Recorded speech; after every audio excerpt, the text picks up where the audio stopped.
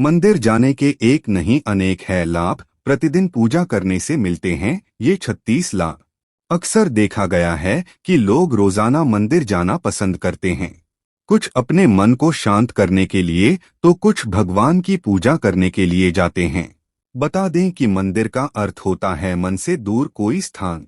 ऐसे में कुछ देर आंख बंद कर मौन रखना बेहद लाभदायक होता है। लोग मंदिर के पीछे छिपे विज्ञान और आध्यात्म को नहीं जानते हैं। सुबह सुबह मंदिर जाने से कई लाभ होते हैं। व्यस्त जीवन शैली की वजह से लोग मंदिर नहीं जा पाते हैं। ऐसे में लोगों ने अपने घर के अंदर ही एक छोटा सा मंदिर बना लिया है। ज्यादातर लोग भगवान को याद करने के अलावा पूजा पाठ भी अपनी इसी छोटे से मंदिर में करते हैं। घरों में मंदिर होना बेहद शुभ है। इससे आप सकारात्मक ऊर्जा से भरे रहेंगे। मंदिर से सिर्फ आध्यात्मिक लाभ ही नहीं बल्कि ये स्वास्थ्य के लिए भी बेहद लाभदायक है। कई लोगों को इस लाभ के बारे में जानकारी नहीं होती है, लेकिन मंदिर जाने की वजह से एक नहीं बल्कि अनेक फायदे हैं। प्रिय मित्रों, वीडियो में आगे बढ़ने से पहले मेरा आप सभी से अनुरोध है कि अगर आप लोग भी चाहते हैं कि भगवान विष्णु और माता लक्ष्मी का आशीर्वाद आप लोगों पर बना रहे तो इस वीडियो को एक लाइक करें, हमारे चैनल को सब्सक्राइब अवश्य करें और बेल नोटिफिकेशन अवश्य दबाएं ताकि हमारी हर आने वाली वीडियो का नोटिफिकेशन सबसे पहले आपको मिल सके। तो चलिए जानते हैं। एक मंदिर में घंटी की टंकार करीब 7 सेकंड तक गूंजती है, जो मन मस्तिष्क से विषाद हटाकर शांति प्रदान करती है। ऐसा भी कहते हैं कि छोटी घंटी से हमारा पित्त दोष संतुलित होता है, साथ ही ध्वनि से भी बैक्टीरिया नष्ट हो जाते हैं। 2. यदि आप प्रतिदिन मंदिर जा रहे हैं तो आप अपने जीवन में आने वाली उन घटनाओं से बच सकते हैं जो कि आकस्मिक आती है, जैसे दुर्घटना, हत्या, आत्महत्या जैसी नकारात्मकता आपकी जिंदगी से दूर रहेगी। 3. बहुत से लोगों को अनावश्यक भय और चिंता सताती रहती है, जिसके कारण वे तनाव में रहने लगते हैं। तनाव में रहने की आदत भी हो जाती है, जिसके चलते व्यक्ति कई तरह के रोग से भी घिर सकता है। लेकिन मंदिर जाने वाले के दिल और दिमाग में ये सब नहीं रहता है। 4. मंदिर जाने वाले व्यक्ति के मन में भरपूर सकारात्मकता और आध्यात्मिक बल होता है, जिसके चलते उसके आसपास नकारात्मक ऊर्जा उसके पास फटकती भी नहीं है। आप इस ऊर्जा को भूत, पिशाच या प्रेत भी कह सकते हैं।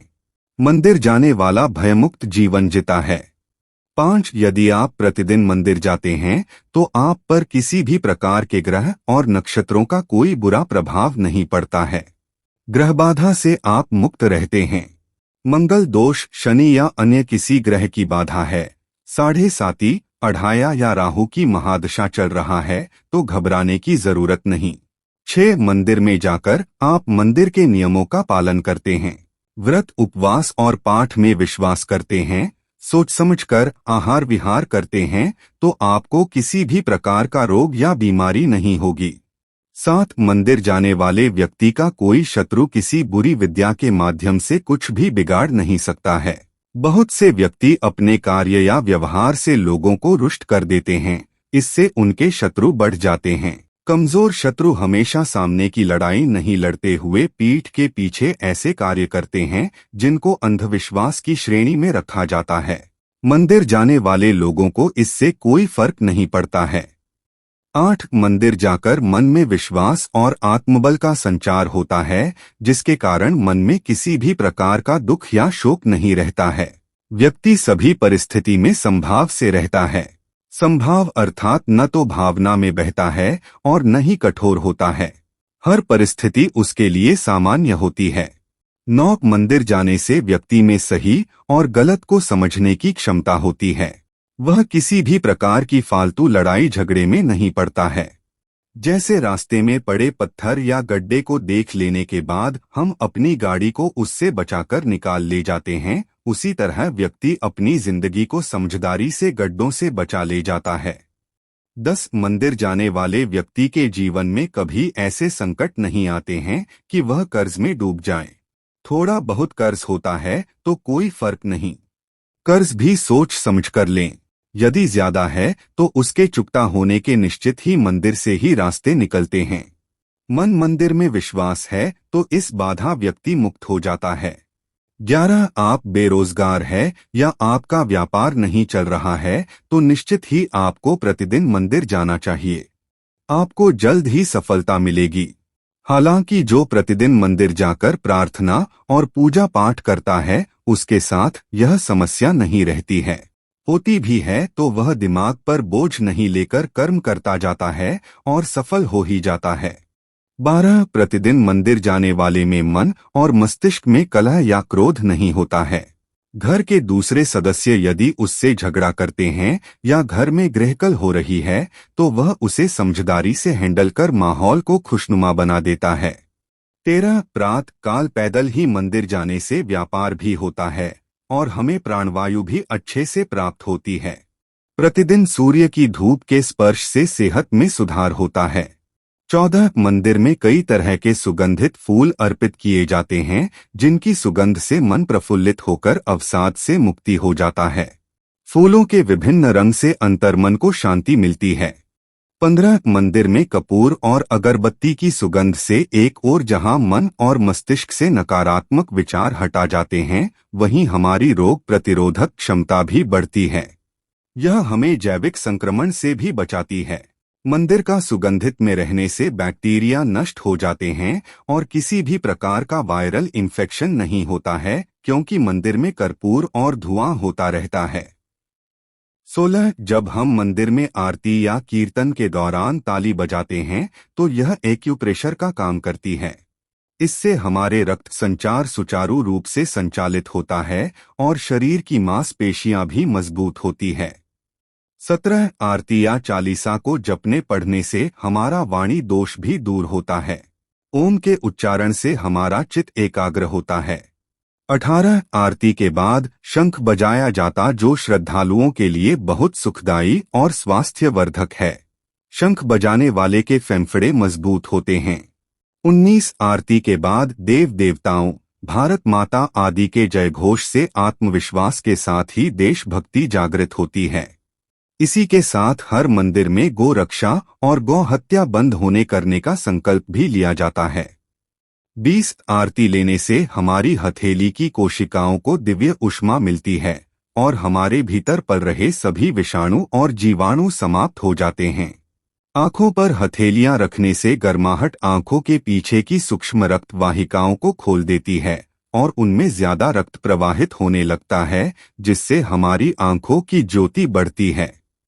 21 आरती के बाद नमस्कार और दंडवत प्रणाम करने से हमारे मन में विनम्रता और श्रद्धा का भाव जागृत होता है। अहंकार और घमंड का नाशा होता है। 22 दर्शन पूजा और आरती के बाद हमें तुलसी मिला चरणामृत पंचामृत और प्रसाद मिलता है। यह चरणामृत और पंचामृत हमारी सेहत के लिए बहुत ही फायदेमंद होता है। आयुर्वेद के मुताबिक यह चरणामृत हमारे शरीर के तीनों दोषों को संतुलित रखता है।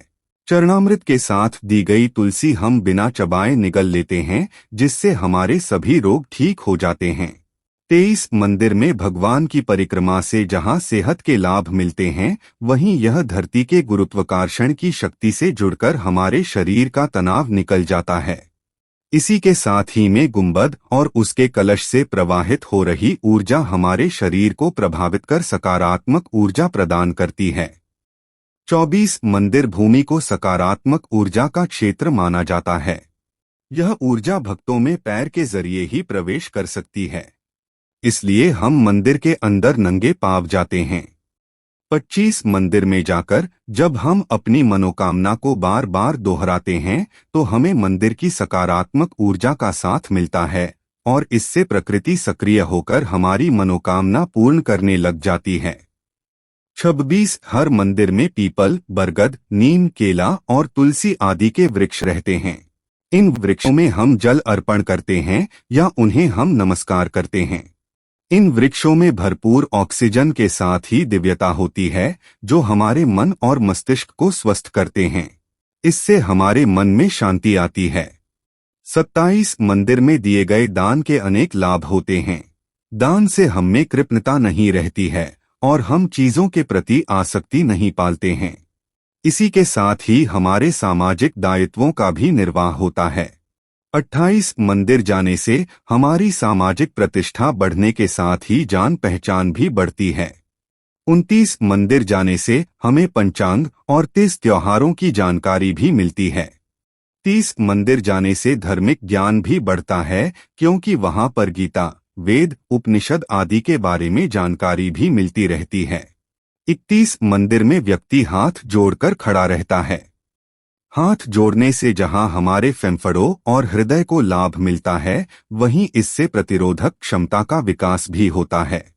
कहते हैं कि हथेलियों और अंगुलियों के उन बिंदुओं पर दबाव पड़ा है जो शरीर के कई अन्य अंगों से जुड़े हैं। इससे उन अंगों में ऊर्जा का संचार होता है। 32 प्रतिदिन मंदिर जाकर व्यक्ति अपने मस्तक पर या दो भौहों के बीच चंदन या केसर का तिलक लगाता है। इस तिलक लगाने जहां शांति का अनुभव होता है, वहीं इससे एकाग्रता बढ़ती है। दरअसल जहां तिलक लगाया जाता है, उसके ठीक पीछे आत्मा का निवास होता है। आज्ञा चक्र और सहस्रार चक्र के बीच के बिंदु पर आत्मा निवास करती है, जो कि नीले रंग की है। आत्मा अर्थात हम खुद। चंदन लगाने के आध्यात्मिक लाभ भी हैं। 33 प्रार्थना में शक्ति होती है। प्रार्थना करने वाला व्यक्ति मंदिर के ईथर माध्यम से जुड़कर अपनी बात ईश्वर या देव शक्ति तक पहुंचा सकता है। देवता सुनने और देखने वाले हैं। प्रतिदिन की जा रही प्रार्थना का देवताओं पर असर होने लगता है।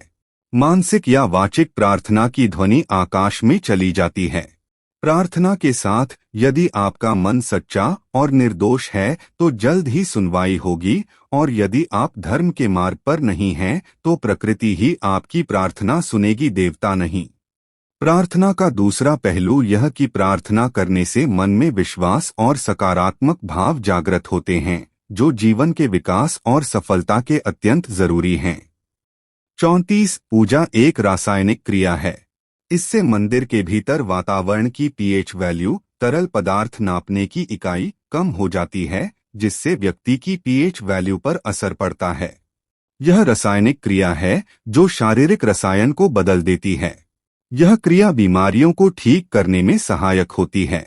दवाइयों से भी यही क्रिया कराई जाती है जो मंदिर जाने से होती है।